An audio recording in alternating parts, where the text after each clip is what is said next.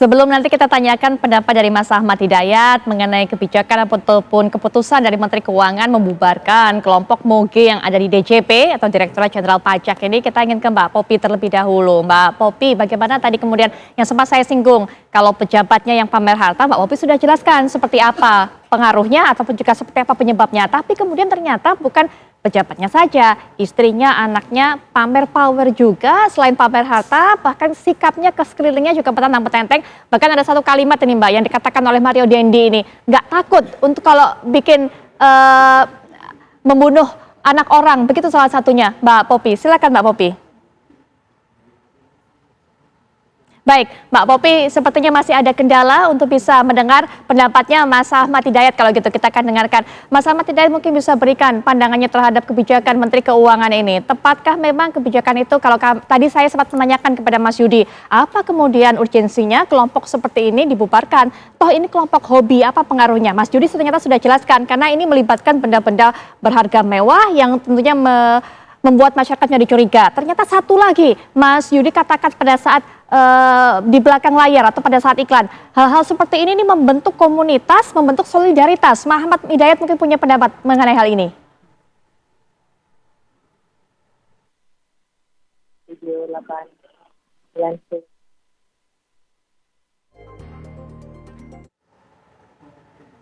Mas Ahmad, maaf kami tidak bisa mendengar suaranya.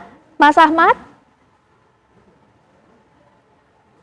Sangat setuju dengan apa yang dilakukan Bu Sri Mulyani ya, membubarkan komunitas yang menunjukkan hedonisme para pejabat publik kita. Dan itu perlu juga diikuti dengan membubarkan komunitas-komunitas yang lainnya. Jadi Ibu Sri Mulyani ini melihat bahwa orang ya, yang ketika sudah menunjukkan gaya hidupnya yang begitu hedon, sebagai pejabat publik tidak cocok gitu. Dan yang paling penting adalah di komunitas ini juga itu bisa juga ajang untuk kongko-kongko sambil bertukar informasi kalau seandainya ada potensi-potensi untuk memperoleh kekayaan di luar dari ketentuan. Jadi ini bisa menjadi komunitas yang punya permufakatan jahat begitu di dalam komunitas itu. Karena komunitas ini kan bukan orang-orang yang kecil. Ya, pegawai tingkat dasar, tingkat bawah nggak mana bisa dia gabung motor gede. Ini kan harus pejabat-pejabat yang memang sudah punya power, ya setidaknya tanda tangannya laku, dan di situ bisa jadi ajang saling untuk bertukar pikiran, bertukar informasi secara informal, dan ini bisa menjadi satu tempat ya untuk kongko-kongko tanda kutip ya yang tidak baik begitu. Makanya ini tepat sekali Bu Sri Mulyani melakukan pembubaran komunitas ini, saya kira. Baik, Mbak Popi, apakah sudah bisa mendengar suara saya saat ini? Bisa mendengar. Baik, Mbak Popi, mungkin bisa dijelaskan juga. Tadi sudah sempat saya singgung sebelum jeda, bukan cuma pejabatnya, tapi anak istrinya jadi berani. Mbak Popi, pamer harta itu hal yang biasa mungkin, tapi kemudian sikapnya juga ke sekeliling. Petantang-petenteng, kemudian jadi bosi dan sebagainya karena itu tadi, karena merasa hartanya begitu berlimpah. Saya sempat menyinggung tadi, tapi mungkin Mbak Popi belum dengar suara saya. Tadi saya sebutkan Mario Dendi ini bahkan saat menganiaya David ini mengatakan nggak takut kalau kemudian sampai harus membuat mati anak orang itu yang dikatakannya. Mbak Popi silakan. Ya, jadi di praktek apa yang dilihat selama ini, jadi kalau misalnya perilaku-perilaku yang dicontoh itu kan masuk ke dalam pikirannya si individu tersebut ya. Jadi apa yang dilihat, memakai moge misalnya, nah kemudian memakai mobil-mobil mewah, ya pasti anaknya akan ikutan dong karena apa yang dilihat kan. Kemudian bertingkah laku mungkin arogan, di sini kan ingin menunjukkan kekuasaannya. Nah anak-anak yang tumbuh dewasa dengan terlalu mudah untuk bisa mendapatkan apa yang diinginkan, begitu simpel, menginginkan A, B, C langsung dapat, maka dia akan lemah dalam kemandiriannya. Nah, anak-anak yang kemandirian ini lemah, ditambah lagi dengan usia yang baru aja melewati usia remaja, berarti kurang begitu stabil emosinya, kemudian juga tidak ada sebuah aturan moral yang mungkin diajarkan seperti apa, sehingga mengakibatkan pada saat ada persoalan, maka dia akan menyelesaikan dengan cara arogan. Ditambah lagi emosi yang nggak stabil karena tidak ada batasan sebuah aturan yang berlaku. Karena mungkin budaya tadi kan permisif, apapun yang diberikan, apapun yang diberikan, diinginkan langsung diberikan. Nah, pada saat ada masalah tidak tahu cara menghandle karena tidak mandiri, nah tidak tahu bagaimana solusinya, lemah dalam kecerdasan emosi, maka kecenderungan inilah yang terjadi. Kemudian juga di sini saya melihat ada kekosongan perasaan dari si individu ya atau anak ini yang selalu dimanjakan oleh harta. Nah itu kelihatan pada saat dia memposting segala sesuatunya pasti kaitannya sama kebendaan tadi gitu. Berarti ia ingin diakui, ia ingin diperhatikan, berarti persoalannya kurang hal ini di sini. Nah itu membentuk budaya baru sehingga anaknya pun berperilaku yang sama. Karena kan melihat contohnya ayahnya pejabat, minta apapun gampang, menginginkan sesuatu gampang, dia pun mendapatkannya mudah dan mendapat segala sesuatu dengan mudah. Perilakunya akan kecenderungan menghasilkan seperti itu. Nah ini bahayanya kalau misalnya didikannya begitu mudah untuk mendapatkan segala sesuatu tanpa diajarkan sebuah proses. Baik, Mbak Poppy Amalia, terima kasih sudah meluangkan waktunya di tengah kesibukannya, memberikan pandangan kepada kami. Mas Ahmad Nur Hidayat juga terima kasih sekali sudah meluangkan waktunya di tengah agendanya Mas, untuk bisa memberikan pendapatnya juga mengenai hal ini. Selamat malam Mbak Poppy, selamat malam Mas Ahmad Nur Hidayat, sehat selalu.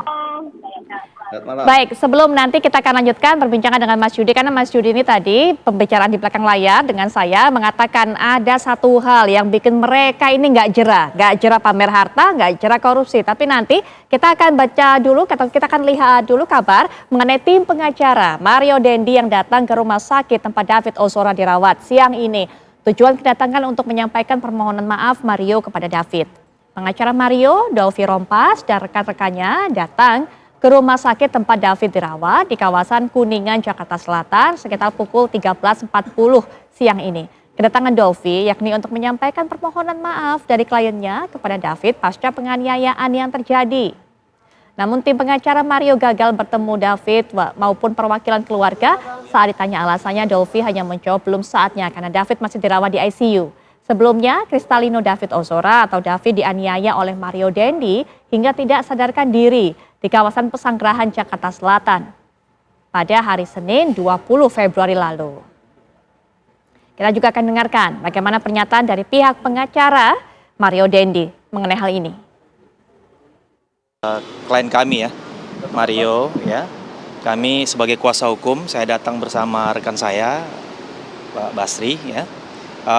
Pertama-tama kami datang ke sini untuk memberikan dukungan ya, doa kepada David ya, Adinda David.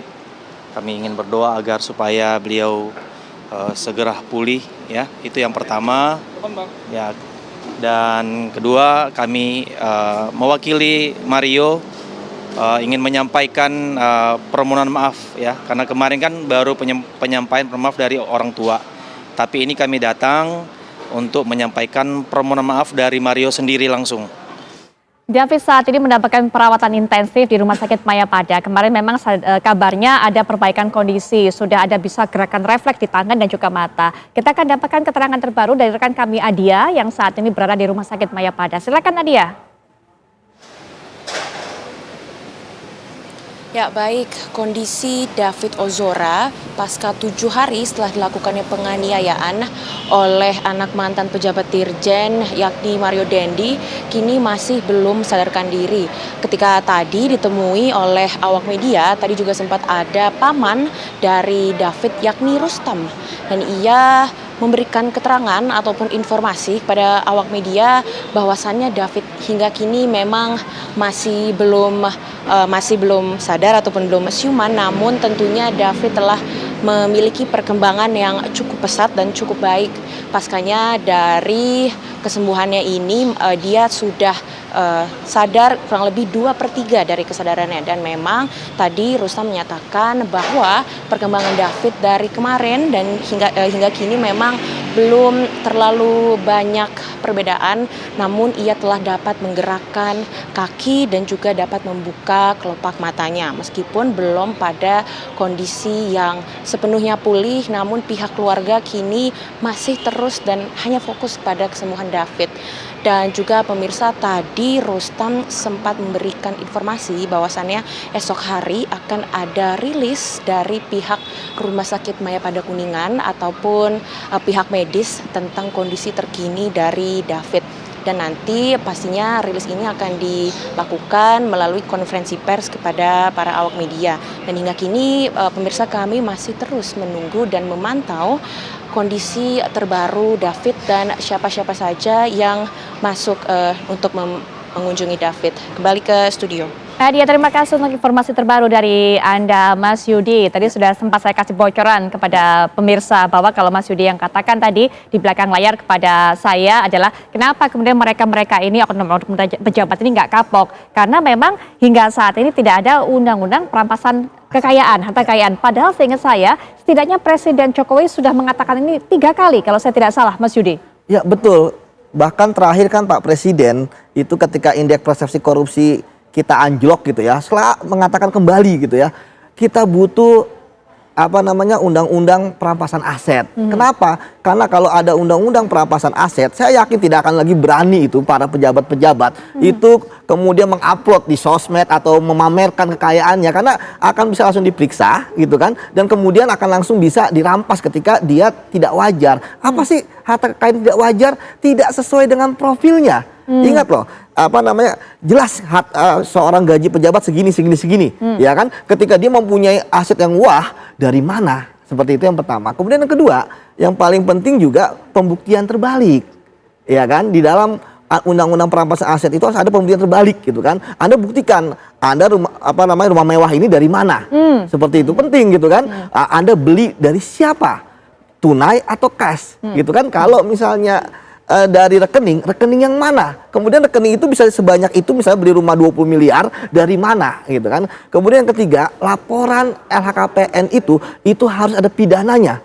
Jadi kalau hanya sanksinya administratif, sanksinya disiplin PNS gitu kan, itu nggak akan ngefek bagi mereka. Karena bagi mereka udah yang penting lapor. Nah, kalau ada sanksi pidana bagi mereka yang tidak lapor, kemudian lapor tapi tidak benar, karena saya selama di KPK justru yang di LKPN itu sudah dibuat sedemikian rupa, jadi kalau mereka ditanya tentang asetnya di LKPN mereka bisa menjawab. Nah ini juga ditanyakan oleh masyarakat, kalau Anda kata ternyata memang mereka mendapatkan warisan, mereka ini anak orang kaya, seperti apa Mas? Itu gampang, itu bisa ditelusuri. Kuncinya di LHKPN tadi itu, dilaporkan. Betul, nanti kan ada hibahnya dari mana. Ya betul. Itu nama kalau kita penyidikan follow the money. Ya kan, kita telusuri, dia warisan Anda dari siapa? Mana akta warisannya? Ada hibah dari siapa? Kapan? Tahun berapa? Kemudian historisnya ada, kan tanah ada historisnya di BPN misalnya. Kemudian kalau mobil ada historisnya juga. Semua itu bisa ditelusuri, gitu kan? Itulah mengapa kalau misalnya undang-undang perampasan aset ini jadi, dan kita harap jadi. Ingat loh, bahwa udah berapa tahun Presiden selalu mengingatkan RUU perampasan aset, gitu kan? Ingat, ketika revisi undang-undang KPK saja itu kan singkat, gitu kan? Nah ini harusnya bisa. Saya tidak tahu bagaimana kendalanya ya. Kita harap ini jadi momentum. Tadi benar dikatakan oleh Mas Ahmad Nur ya. Perbaikan bukan parsial. Nanti kalau parsial seperti ini, nanti berikutnya nanti tiarap. Nanti semua kita lihat kan semua yang pamer-pamer sosmednya dihapusin, gitu kan? Nanti tiarap dulu, nanti berikutnya nanti ada lagi. Akhirnya nggak putar karena setelah ini reda mereka muncul lagi. Oke, Mas Yudi, baik. Karena kita perbaiki adalah sistemnya, dan ini adalah momentum yang baik. Seperti itu. Mas Yudi, terima kasih sudah meluangkan waktu berbagi pengalaman, berbagi ceritanya, pendapatnya juga. Selamat malam. Selamat malam.